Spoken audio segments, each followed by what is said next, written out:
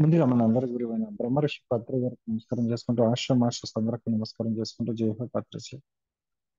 Okay. Okay. అయితే ఇక్కడ రాముడు సీత, సీతారాముడు ఏదైనా పర్వాలేదు. ఓకే. రాముని అనొచ్చు, సీత అనొచ్చు, సీతారాముడు అనొచ్చు, ఏదైనా అనొచ్చు. ఎందుకంటే ఒక సోల్ డిజైన్స్ ఎలా ఉంటాయి అన్నది ఈరోజు సోల్స్ యొక్క డిజైన్ ఎలా ఉంటది, ఒక ధ్యానానికి రామాయణానికి సంబంధం ఏంటో తెలుసుకుందాం ఈరోజు. ఓకే. రామాయణం అందరికి తెలిసిన విషయం, నేను చెప్పేది ఉంది అందరికి తెలిసిన విషయం. కానీ మన ఒక్క ధ్యానానికి రామాయణానికి సంబంధం ఏందో తెలుసుకుందాం ఈరోజు. ఓకే. అంటే ఇక్కడ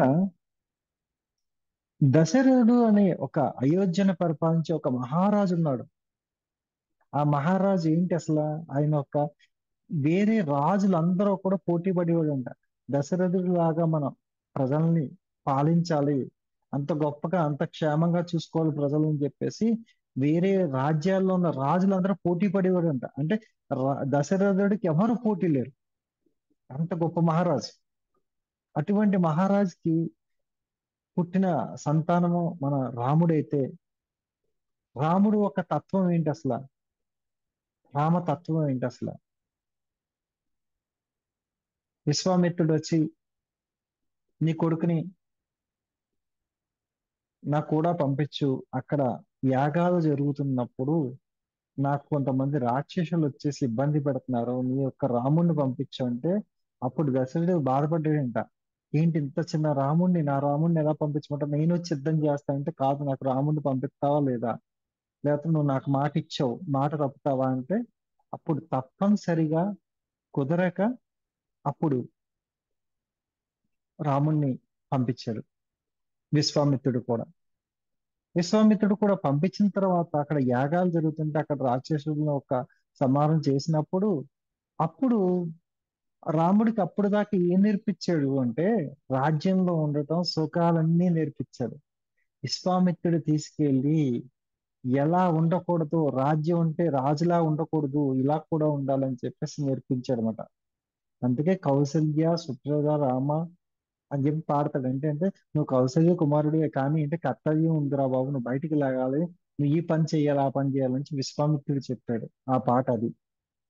ఆ తర్వాత ఒక్కొక్క స్టెప్ గా వెళ్తున్నప్పుడు ఇక్కడ రాముడు ఒక తత్వం ఏంటి పూర్తిగా ఏంటంటే రాజు మహారాజు కొడుకు. మహారాజు కొడుకు అంటే ఎలా ఉంటాడు? సుఖాలతో ఉంటాడు. మళ్ళీ విశ్వామిత్రుడు తీసుకొచ్చేసి ఇవన్నీ నేర్పించాడు. నేర్పించిన తర్వాత ఓకే, ఎప్పుడు కూడా ఒక క్యారెక్టర్కి అంటే మీరు మంచివాడు అని తెలియాలంటే మీ పక్కన 10 మంది చెడ్డవాడు ఉంటేనే మీరు మంచివాళ్ళని తెలుస్తూ ఉంటారు. అంటే ఇక్కడ ఏంటి అంటే రాముడు అంత గొప్పవాడు అయ్యాడు అని చెప్పి చెప్తాకి ముందుగా ఇంకో పిల్లర్ ఏంటి అంటే ముఖ్యమైన రామాయణం ఘట్టం ఏంటంటే రావణాసుడు, రావణ బ్రహ్మ. అంత రావణుడు కూడా ఎలా అంటే తనతో చేసి యుద్ధానికి రాముడు గెలవాలని చెప్పేసి తన చావు మొత్తం తనే పెట్టుకున్న రావణ బ్రహ్మ రామేశ్వరం శివాలయం దగ్గరికి వచ్చి శివలింగానికి పూజ చేసి రాముడు గెలవాలని చెప్పి రాముడినే కూర్చోబెట్టి పూజ చేశాడు. అటువంటి రావణ బ్రహ్మ. ఓకే. సీతాదేవి తన ఒక జనకుడు కూతురుగా పుట్టిన తర్వాత భూగర్భంలో భూదేవే ఒక భూతత్వం నుంచి ఒక నాగలితో దున్నుతున్నప్పుడు ఒక బాక్స్ దొరికితే ఆ బాక్స్ లో సీతాదేవి పుట్టింది. అంటే భూతత్వం అంటే పూర్తిగా అపరిమితమైన ప్రేమతత్వంలో ఉంటుందని చెప్పి సీతాదేవి క్యారెక్టర్ అక్కడే మనకు చూపించాడు. భూమి గర్భం నుంచి భూదేవి ఒక కూతురు సీతాదేవి అని చెప్పి చెప్పారు. అటువంటి సీతాదేవి మళ్ళీ జనక మహారాజు యొక్క ఎంతో ప్రేమగా చూసుకున్నాడు. తర్వాత వివాహం వచ్చిన తర్వాత స్వయంవరం పెట్టాడు. స్వయంవరంలో రాముడు నగ్గాడు. రాముడికి ఇచ్చి వివాహం జరిగింది. అంతా ఓకే, బాగానే ఉంది. ఇక్కడ తర్వాత ఎప్పుడైతే కైకేయి రాజుని నేను మహారాజుని చేస్తా, పట్టాభిషేకం చేస్తా రాముడికి అన్నప్పుడు వచ్చి నిన్ను మహారాజుని చేస్తానయ్యా అని చెప్పినప్పుడు సరే అన్నాడు. మళ్ళీ నెక్స్ట్ కైకేయికి ఇచ్చిన మాట గురించి దశరథుడు పిలిచి నువ్వు అరణ్యవాసం 15 సంవత్సరాలు వెళ్ళిపోవాలన్నప్పుడు కూడా సరే అన్నాడు అంతే. అంటే ఇక్కడ రెండు సమానమే అతని దృష్టిలో. అతనికి ఇంకేమీ లేదు. అంటే ఆత్మస్థితిలో ఉన్నాడు, పరమాత్మ స్థితిలో ఉన్నాడు. ఏదైనా అంగీకారం అంతే. ఇప్పుడు ఆల్రెడీ ఫస్ట్ దాంట్లో ఏంటి, మహారాజు కొడుకుగా ఉన్నప్పుడు మళ్ళీ విశ్వామిత్రుడు రమ్మన్నప్పుడు వెళ్ళాడు, అడవుల్లో తిరిగాడు, అన్ని చేసి వచ్చాడు. మళ్ళీ సీతాదేవిని వివాహం చేసుకున్నాడు, సీతాదేవితో ఉన్నాడు. మళ్ళీ తర్వాత మళ్ళీ పట్టాభిషేకం ఈ రోజు లేదు, నువ్వు అరణ్యవాసానికి వెళ్ళిపో అంటే వెళ్ళిపోయాడు. అంటే దీన్ని కూడా స్థిరత్వంగా తీసుకోవాలి. ఆయన ఏంటంటే ఎప్పుడు ఆత్మస్థితిలో ఉన్నాడు, ఏది శాశ్వతం కాదని చెప్పి నమ్మాడు. ఆ తర్వాత లక్ష్మణుడు క్యారెక్టర్, ఒక అన్నదమ్ములు ఎలా ఉండాలి అని చెప్పేసి ఒక లక్ష్మణుడి క్యారెక్టర్. అన్నగారు ఏ బాట వస్తే ఎక్కడైనా నేను వచ్చేస్తానని కూడా వెళ్ళాడు. తన భార్యని విడిచిపెట్టి, తన భార్యని విడిచిపెట్టి వాళ్ళ అన్నగారు కూడా వెళ్ళాడు. ఆ తర్వాత మళ్ళీ ఇక్కడ విషయం ఏంటంటే పూర్తిగా అరణ్యవాసం వెళ్ళమని రాముడిని ఒక్కడనే, సీతాదేవిని వెళ్ళమని లేదు, లక్ష్మణుని వెళ్ళమని లేదు. రాముడికి తప్పదు, కానీ వీళ్ళిద్దరు కావాలని లేరు. అంటే వీళ్ళిద్దరు కూడా చాలా గ్రేట్ అసలు. లక్ష్మణుడు గ్రేటే, సీతాదేవి కూడా గ్రేటే మరి. ఎందుకంటే ఒకళ్ళకే శిక్ష పడ్డది, ముగ్గురు వెళ్ళారు వీళ్ళు. అంటే వాళ్ళ తత్వాలు చూసుకోండి. అంటే ఇక్కడ ఏంటి అంటే అతను అభిమానించిన భర్త వెళ్ళిపోతున్నప్పుడు ఈ సుఖాలు నాకెందుకు అని చెప్పేసి వెళ్ళింది. ఓకే, అది అక్కడ ఒక ఓకే, భర్త కాబట్టి వెళ్ళింది అనుకోవచ్చు. లక్ష్మణుడికి అవసరం లేదు, కానీ లక్ష్మణుడు కూడా వెళ్ళాడు. ఆ అన్నగారంటే అంత ప్రేమ. అంటే మన కుటుంబాల్లో ఎంత ప్రేమగా ఉండాలని చెప్పి సింబాలిక్ గా చూపిస్తున్నారు అక్కడ. ఎంత ఐకమత్యంగా ఉండాలి, ఒకరిని ఒకరు ఎంత అనురాగించాలి, ఎంత ప్రేమించాలని చెప్పి చూపిస్తున్నారు అక్కడ. తర్వాత ఇందులో ఇంకా గొప్ప క్యారెక్టర్ ఎవరన్నా ఉన్నారు అంటే హనుమంతుడు. ఎంత గొప్ప క్యారెక్టర్ అంటే తన పట్టాభిషేకం జరిగిపోయిన తర్వాత రాముడికి సీతాదేవి ఒక పెద్ద నెక్లెస్ తీసుకొచ్చేస్తాడంట.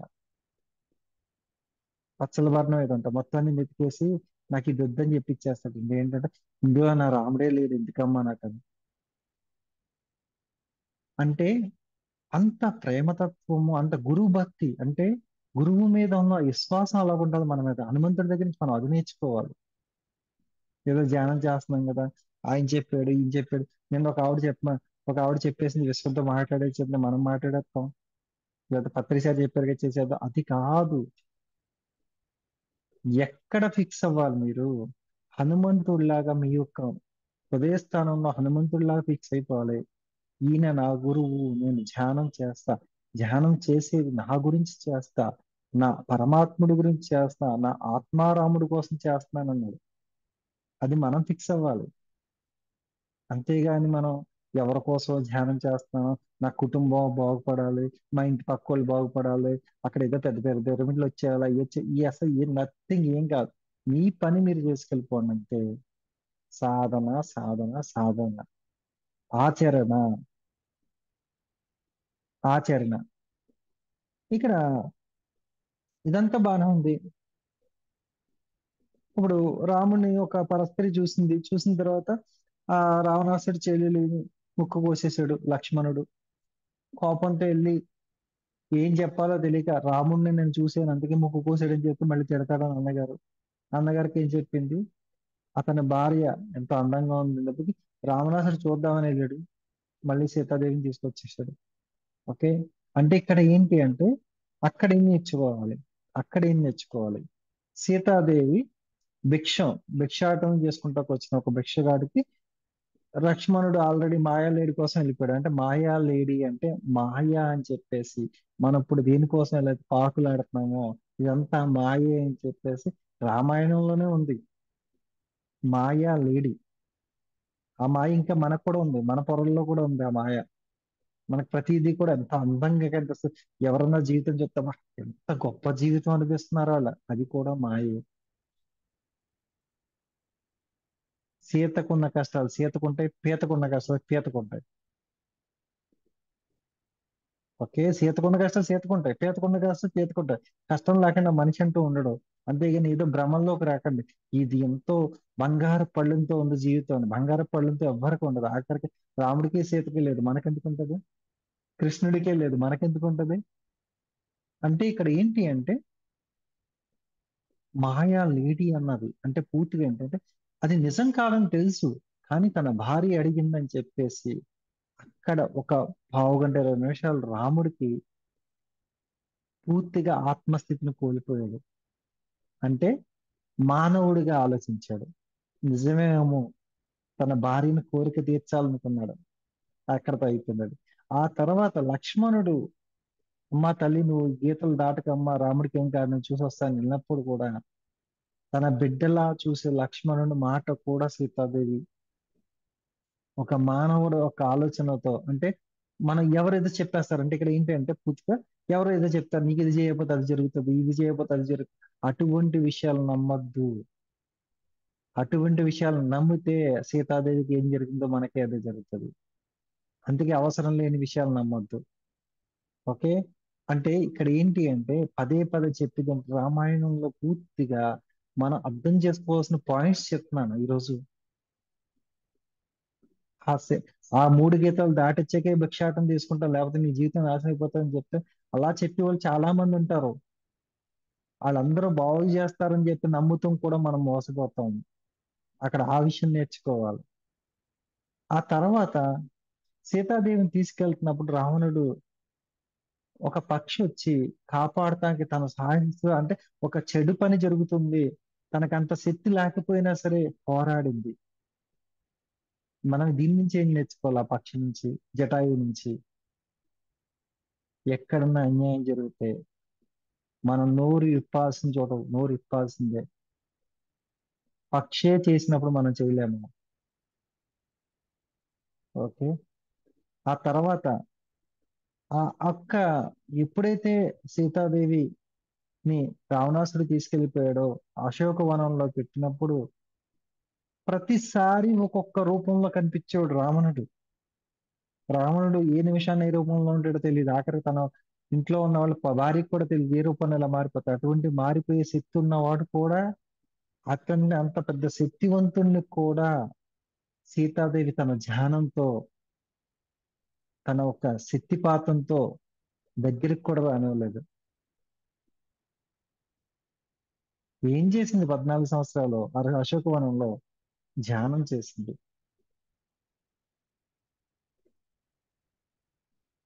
దీనికన్నా ముందు సీతాదేవికి ఒక అమ్మవారు ఒక రూపంలో కనిపించి ఆమెకి కొన్ని వస్త్రాలు ఇస్తుంది. అటు ఎటువంటి వస్త్రాలు అంటే పూర్తిగా తను వేసుకున్న వస్త్రాలు పూర్తిగా వాషబుల్ అంటే పూర్తిగా ప్రతిరోజు ఫ్రెష్ గా ఉండే వస్త్రాలు ఇచ్చింది. మన స్నానం చేస్తేనే బట్టలు ఉతుక్కోవాలి వేసుకోవాలి అలాంటివి కాకుండా ఇటువంటి పరిణామం వస్తుంది తల్లికి అని చెప్పేసి దైవమే ఒక మానవ రూపంలో వచ్చి అటువంటి వస్త్రాలను ఆవిడకి ఇచ్చింది.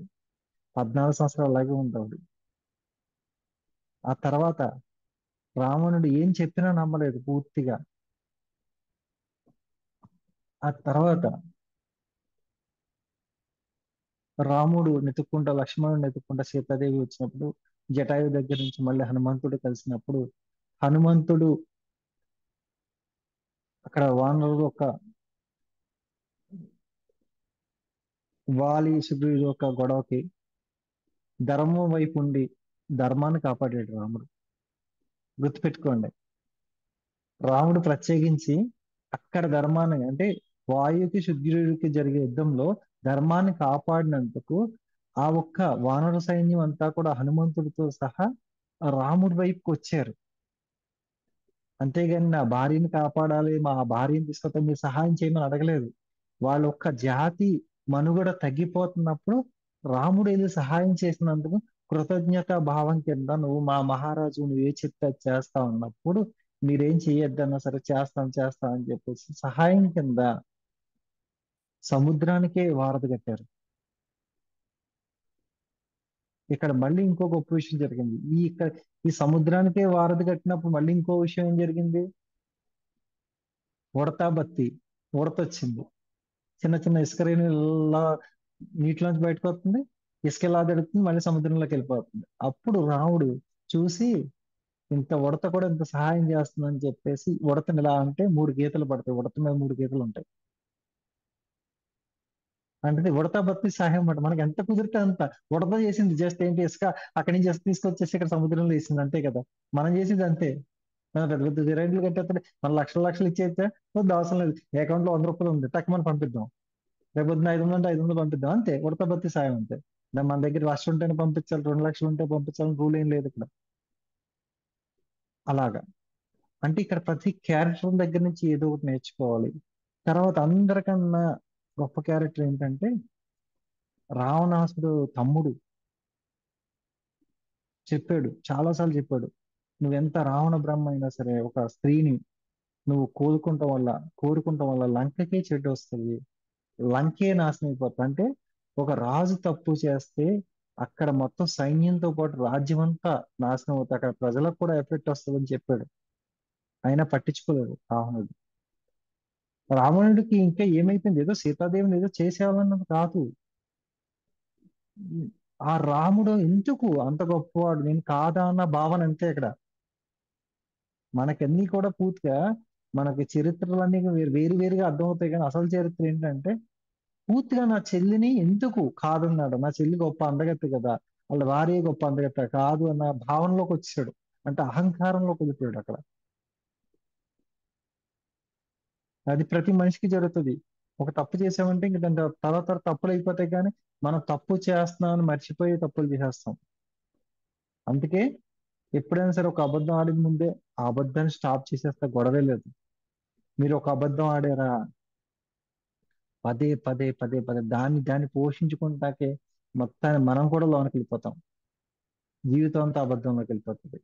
అందుకే సరైన మాట మాట్లాడాలి. ఇదంతా అయిపోయిన తర్వాత రాముడితో రాముడు రావణాసుడితో యుద్ధం చేశాడు. అన్ని తర్వాత జరిగినాయి. అంతా అయిపోయిన తర్వాత భరతుడు నువ్వు లేని రాజ్యం నేను చేయనని చెప్పి వచ్చేస్తే, కాదు నువ్వు చెయ్యాలి, ఒక రాజుగా నువ్వు ఉండాలని భరతుడు ఏం చెప్తే భరతఖండం అంటారు మనం.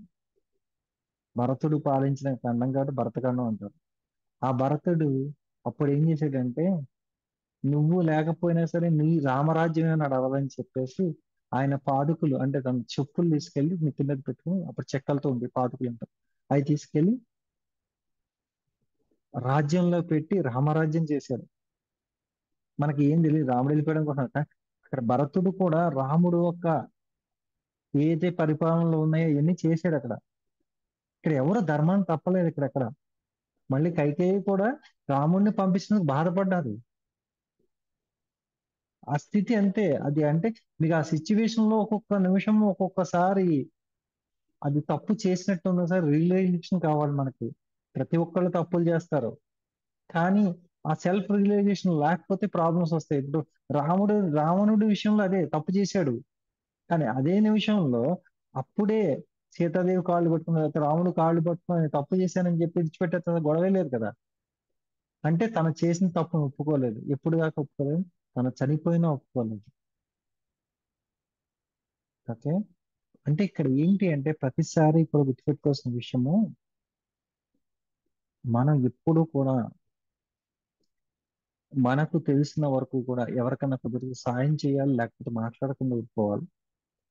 వీళ్ళది వాళ్ళది అసలు అవసరం లేదు మనకి. ఎవరి క్యారెక్టర్ వాళ్ళది. ఇక్కడ అందరూ రాముళ్ళు ఉన్నారు, అందరూ సీతలు ఉన్నారు, అందరూ రావణాసురులు ఉన్నారు, అందరూ లక్ష్మణులు ఉన్నారు. ఎందుకంటే ఆ క్యారెక్టర్స్ లో మనం కూడా ఉన్నాం. ప్రతిసారి ఒక్కొక్క క్యారెక్టర్ తగులుతూ ఉంటుంది మనకి. అప్పుడు మనం ఏం నేర్చుకుంటున్నాం.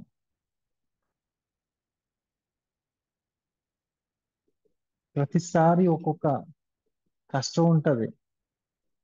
సీతమ్మ దేవి పడ్డ కష్టం అయితే ఎవడ పడతలేదు కదా. సీతలు ఎవరు లేరు ఇప్పుడు, అంత పెద్ద సీతలు ఎవరు లేరు. ఇంకా ఫారెస్ట్ కి వెళ్ళా అంటే అడవికి వెళ్ళాడు. ఇప్పుడు అలా కాదు, చిన్న విలేజ్ కి వెళ్దాం అంటే సరేలే అయితే నేను సిటీలో ఉంటాను నువ్వు వెళ్ళిపో ఉంటాను చెప్తాను. నువ్వు అన్నదమ్ములు అయితే ఓకే రైట్, నాకు ఇక్కడ కంఫర్ట్ గా ఉంది, నువ్వు వేరే ఇంట్లోకి వెళ్ళిపో, నువ్వు నేను ఇంటికి రావాలి నీ ఇంటికి అని చెప్తాడు. అంటే ఇక్కడ చేంజెస్ ఇలా మారిపోయినాయి మొత్తాన్ని కూడా. దీన్ని బట్టి ఇప్పుడు ధ్యానం చేసే వాళ్ళన్నా సరే పూర్తిగా అసలు తత్వాన్ని అర్థం చేసుకోండి. అంతేగాని రామాయణం చదివేశాను రేపు పొద్దున్న ఆ రాముడు ఒక సినిమా చూసేస్తే అయిపోతుంది, మంచిగా పానకం పోసేసి మంచిగా మిరియాలు కట్టేసి బెల్లం మొక్క వేసేసి మంచిగా పానకం ఇస్తారు, కొంచెం ఐస్ వాటర్ కూడా ఇస్తారు, మంచిగా ఉంటుంది, తాగేస్తే అయిపోతుంది. కాసేపు ఆ రాముడు అక్షింతలు తీసుకొచ్చి నెత్తి మీద వేసేసుకుంటే పుణ్యం ఇచ్చేస్తుంది. ఇక్కడి నుంచి మారిపోండి ఫస్ట్. ఆ రామ తత్వంలో ఉంటుంది నేర్చుకోండి, రాముడు యొక్క విధానంలో ఉంటుంది నేర్చుకోండి. సీత యొక్క చేసిన పనుల్లో మనం ఎంత సహనం నేర్చుకోవాలో నేర్చుకోండి. లక్ష్మణుడి దగ్గర నుంచి త్యాగం నేర్చుకోండి. హనుమంతుడి దగ్గర నుంచి గురుభక్తి నేర్చుకోండి. రావణాసుడి దగ్గర నుంచి భక్తిని నేర్చుకోండి. శివుడికి అంత ప్రియమైన భక్తుడు లేడు, రావణాసుడు అంత ప్రియమైన భక్తుడు. అంటే ఒక్కొక్కళ్ళ దగ్గర నుంచి మంచిని మాత్రమే తీసుకోవాలి మనం. వీళ్ళు ఇలాగా కాదు అలా కాదు. అందుకే నేను పూర్తిగా నమ్మేది ఏంటంటే ఒకటే చెప్తాను, మీరు అందరూ ఒకటే నాకు. ఒకళ్ళు ఎక్కువ కాదు, ఒకళ్ళు తక్కువ కాదు, అందరూ సమానం అంతే. ఒకళ్ళ మీద ఎక్కువ ప్రేమ లేదు, ఒకళ్ళ మీద తక్కువ ప్రేమ లేదు, అంతా ఒకటే. మనందరం ఒకటే. మిమ్మల్ని నేను తక్కువ చూశానంటే నన్ను నేను తక్కువ చూసుకున్నట్టు, మిమ్మల్ని నేను ప్రేమించకపోతే నేను ప్రేమించుకోలేనట్టు, మిమ్మల్ని నేను విమర్ విమర్శించానంటే నన్ను నేను విమర్శించుకున్నట్టే. అంతే. మనం అందరం కూడా ఒకే చైతన్య శక్తి, ఒకే పూర్ణాత్మ, ఒకే విశ్వాత్మ, ఒకే మూల చైతన్యం. అందుకే అందరితో పాటు నవ్వుతూ మాట్లాడటం నేర్చుకోండి, అందరినీ ప్రేమించడం నేర్చుకోండి. ప్రేమ అంటే చాలా మంది అనుకుంటారు యువకుడు ఒక అమ్మాయి అబ్బాయి ప్రేమించుకుంటారు అదే ప్రేమ అనుకుంటారు, అది కాదు. ఎవరినైనా అంగీకార తత్వం రావాలి మనకి, అందరిని అంగీకరించాలంటే. వాళ్ళు తప్పు చేసినా మనం ప్రేమిద్దాం అంతే, వాళ్ళు ఏది చేసినా సరే మనం క్షమిద్దాం అంతే. వాళ్ళు ఏది మాట్లాడినా మనం మాట్లాడినా ఒక మనం మాట్లాడొద్దు అంతే, మనం మాట్లాడకపోతే వాళ్ళు మాట్లాడరు అంతే. ఈ రకంగా మనం ఆలోచించుకుని మనం ముందుకు వెళ్ళాలి. అంతేగాని ఏదో మనకి ఇంకా రామాయణం వచ్చింది, లేకపోతే కృష్ణుడి పండుగ వచ్చింది, కృష్ణాష్టమి వచ్చి ఉట్టు కొట్టాలి, రాముడు వస్తే పానకం పోయి అసలు ఏ దేవుడు మిమ్మల్ని ఏమి అడగలేదు. మీరే దేవుళ్ళ బతకండి అని చెప్పారు, కానీ ఏ దేవుడు మిమ్మల్ని మీ దగ్గర నుంచి ఏది ఆశించలేదు. ఏ దేవుడు ఏది ఆశించలేదు మీ దగ్గర నుంచి. జస్ట్ మీకు ఇచ్చిన ఏ అయితే ఉన్నాయో అన్నిటినీ ఎంజాయ్ చేయడం నేర్చుకోమని చెప్పాడు దేవుడు. ఎవడైనా సరే, ఏ దేవుడైనా సరే తత్వంలోకి వెళ్తే, దైవతత్వంలోకి వెళ్తే మీ దగ్గర ఉన్న దాంట్లో మీరు ఎంజాయ్ చేసి బతక, ఆనంద స్థితిలో బతకమని ఇచ్చారు. మనం ఇంకా ఏదో లేదు, అది లేదు, ఇది లేదు, ఎక్కడికో వెళ్ళాలి మనం, ఇంకా వాళ్ళకి బాగుంది వీళ్ళకి అసలు ఎవ్వరికి బాగోలేదు. ఇక్కడ విషయం చెప్తున్నాను, ఎవ్వరికి బాగోదు. ఎందుకంటే మీ ఆలోచనలు బాగుంటే మీరు బాగుంటారు. మీ యొక్క పరిస్థితి బాగుండాలంటే మీరు ఆలోచన విధానం అలాగుంది. అసలు హనుమంతుడు అన్న ఆయనకు అవసరం ఉంది, రాముడి సాయం చేయాల్సిన అవసరం ఏముంది? తన గురువు అని నమ్మాడు అక్కడ. రాముడు కూడా నా భార్యను ఎత్తిపోయాడు రా బాబు, వాలీసుకి యుద్ధం జరిగితే నేను ఎందుకు రావాలనుకుంటే, అక్కడ ఆ ధర్మాన్ని కాపాడకపోతే ఇది జరగదు.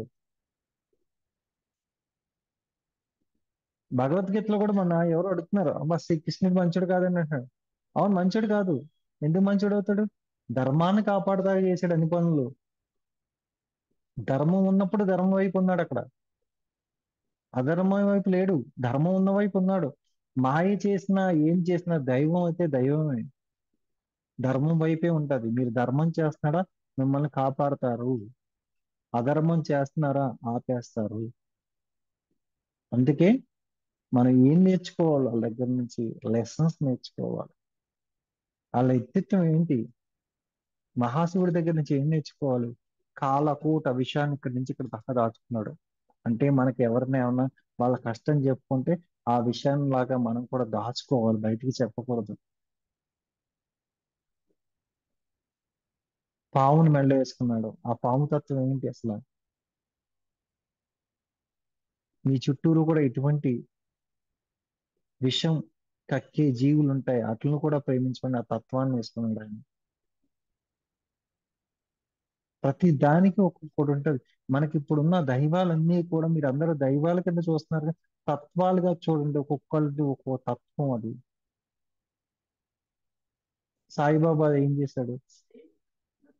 మూగజీవాలకి ఆఖరికి తనకు ఒక చిన్న చపాతి రొట్టు ముక్క ఇచ్చినా సరే మళ్ళీ అక్కడున్న మూగజీవులకు ఇచ్చాడు. వెళ్ళినట్టుంది భవాని.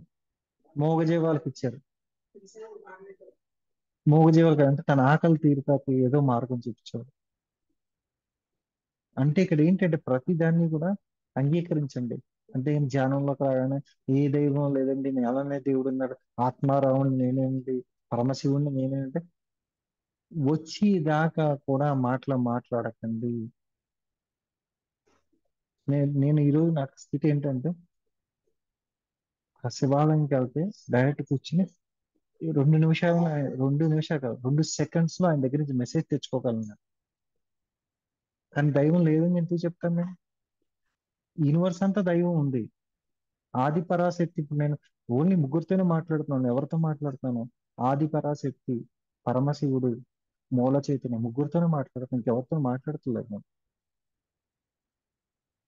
అంటే ఇక్కడ మనకు అంత ఎనర్జీ ఉన్నప్పుడు ఆ ఎనర్జీని తీసుకుంటాక మనం కాపాడుకోవాలి. అంతేగాని ఆ, పూజలు చెయ్యొద్దు అన్నారండి, అది చెయ్యొద్దు. మీరు ఎక్కువ గంటల గంటలు చెయ్యొద్దు. ఒక దీపం వెలిగించుకుని కూర్చోండి ధ్యానంలో. మీ దగ్గర ఉన్న మంచి ఫోటో మంచిగా తుడిసి దండం పెట్టి బొట్లు పెట్టి మంచిగా కూర్చోండి అక్కడ. అది కూడా ఒక ఎనర్జీ వస్తుంది. చాలా మందికి మెడిటేషన్ లోకి రాగానే ప్రాబ్లమ్స్ వస్తున్నాయంటే ఎందుకు వస్తున్నాయంటే వీళ్ళు ఫస్ట్ దేవుడి ఫోటోని పక్కన పడేసి మొత్తం వీళ్ళు ఇంకా గంటల గంటలు కూర్చునే ఉంటారు. అది గంటల గంటలు కూర్చొని ధ్యానం చేస్తే ఏం చేస్తే పక్కింటి వాడి గురించి ఎక్కువ ఆలోచిస్తారు. అయ్యో పక్కింటి వాడు సత్యనారాయణ వ్రతం నేర్చుకుంటుంది, నాకు చేద్దును కానీ ఆ ప్రతిసారి వద్దన్నాడు. ఆడించక కార్తీక మాసంలో వెళ్ళి పూజలు చేస్తుంది, నేను వెళ్దును కానీ మళ్ళీ పిరమిడ్ మాస్టర్ అంటే నన్ను తిడతారేమో. ఎవరో తిరుపతి వెళ్ళారు, నేను వెళ్దును కానీ పాపం మరి మెడిటేషన్ వాళ్ళు వెళ్ళకూడదంట కదా, నేను వెళ్ళను. అసలు మీరు ఎవరి గురించి ఏం చేస్తున్నారో ఆలోచించుకోండి ఫస్ట్. ఎవరో ఏదో చెప్పారు, మీకేం నచ్చుతుంది దాన్ని ముందుకు తీసుకెళ్ళండి. మీకేం కావాలో మీరు తెలుసుకోండి. రేపు పొద్దున్న చెప్తాను, ఒక్క గంట సేపు ముక్కు మూసు కూర్చుంటే ఎన్లైట్మెంట్ వచ్చేస్తుంది, జ్ఞానోదయం అయిపోతుంది అని చెప్తాను. కారణం మోస్తారా? జ్ఞానోదయం అంటే ముత్తే వచ్చేస్తుంది పైకి. అందుకే మనకు సూట్ అయ్యి మాత్రమే తీసుకోవాలి. సూట్ కానీ నో థ్యాంక్స్, నాకు అవసరం లేదు, నమస్కారం. అంతేగాని ఎవరైతే చెప్పారు ఈ నిన్న నిన్న ఈ బాబు నిన్న చప్పట్లు కొట్టేశారు, అబ్బా సూపర్ మ్యాన్, అసలు సూపర్ మ్యాన్, సూపర్ మ్యాన్. అవి ఏది ఆచరించారు మీరు అందులో? అవి మనం చెప్పుకునే విషయాలే ఏదో ఆచరించారు. సూపర్ మ్యాన్, సూపర్ మ్యాన్ అంటే మనిషి మారేటప్పటికి సూపర్ సూపర్ ఓకే బాగానే ఉంది. మనం ఏం ఆచరిస్తున్నాం? మనం రోజు చెప్తున్నాయి ఏ సూర్యుడితో మనం చెప్పుకుంటున్నాం. ఆ? మనం ఆచరించే విషయాలన్నీ అయ్యాయి. అంటే మనకేంటంటే రోజు కొత్తగా కొత్త మొహం కావాలి, పాత మొహాలు అయితే కష్టం అవుతుంది. అది విషయం, అంతకు మించి ఇంకేం లేదు. కానీ గుర్తుపెట్టుకోవాల్సిన విషయం ఏంటంటే రామతత్వం నేర్చుకోండి, బ్రహ్మతత్వం నేర్చుకోండి, శివతత్వం నేర్చుకోండి. వాళ్ళ దగ్గర నుంచి ఏం నేర్చుకోవాలి? వాళ్ళ దగ్గర నుంచి శక్తిని ఎలా తీసుకోవాలి? ఆది పరాశక్తి మూల చైతన్యం. ఎంతమందికి డిసీజెస్ తగ్గిపోయినాయి శక్తిపాతం చేయటం వల్ల. ఓకే, శక్తిపాతం చేసామండి, తగ్గిపోయినాయండి. అమ్మవారికి మీరు ఒక్క థ్యాంక్స్ చెప్పండి మా సైడ్ నుంచి అని ఎవరు చెప్పారా? తగ్గిపోయినాయి చేసామండి. ఏంటి మీరు చేసింది కాదు, గుడి చేశారండి. 21 రోజులు మీకు ఇలా పెట్టుకుని కూర్చొని అనారోగ్య సమస్యలు తగ్గిపోయి అవి థ్యాంక్స్ చెప్తారా మీరు? మళ్ళీ పొరపాటు మానేసిన తర్వాత అయ్యో నాకు అది చేసినప్పుడు బాగానే ఉంది కానీ ఇప్పుడు రావట్లేదండి అంటే కృతజ్ఞత భావన ఎక్కడుంది? ఈరోజు చిన్న కాకనే వెళ్తున్నారు, వారం రోజులు బాగానే ఉంటుంది, వారం రోజులు ఇది తీసుకున్నారు, కొద్ది పంచదార తాగుతున్నారు, మళ్ళీ 11 రోజులు తగ్గ ఏమో వెళ్ళాను కానీ పెద్ద ఏం లేదండి అక్కడ. అక్కడ అన్ని బాగానే ఉన్నాయి, ఇక మీ దగ్గరే ఉంది. అంటే ఇక్కడ ఎవరు కించపరుస్తలేదు, అసలు విషయాలు మాట్లాడుకోండి, అసలు సత్యం ఏంటి తెలుసుకోండి అంతే. నమ్మకం విశ్వాసం ఉంటే ఒక ఆకు కోసుకుని చేత్తో ఎవడన్నా ఇదే దివ్య ఔషధం ఇస్తే తగ్గిపోతుంది. తెలుసా మీకు? జస్ట్ ఒక ఆకు కోసి ఇదిగో నీ యొక్క అనారోగ్య సమస్యలు తగ్గిపోతాయని చెప్పేసి నీ గురువు ఇచ్చినప్పుడు నీ గురువు మీద నమ్మకంతో నువ్వు తిన్నావంటే నీ అనారోగ్య సమస్యలు తగ్గిపోతాయి. తగ్గిపోతాయి అన్న భావన ఎలా ఉండాలంటే ఆయన ఇస్తే పూర్తిగా తగ్గిపోతాయి, ఏదన్నా జరిగిపోతుంది అంతే, నేను ఇంకా మారిపోతాన్న భావన మీకు రావాలి. అప్పుడు మాత్రమే పనిచేస్తుంది ఏదైనా సరే, అది శక్తిపాతమైనా ఏ పాతమైనా సరే. అంతేగాని అప్పుడు దాకా అనుమానాలు ఉన్నాయంటే అనుమానమే పెనుభూతం అంతే. ఓకే, నేను ఈ రోజుకి అయిపోయింది సినిమా. ఓకే, థ్యాంక్ యూ జై హోపత్రిజీ, థ్యాంక్ యూ.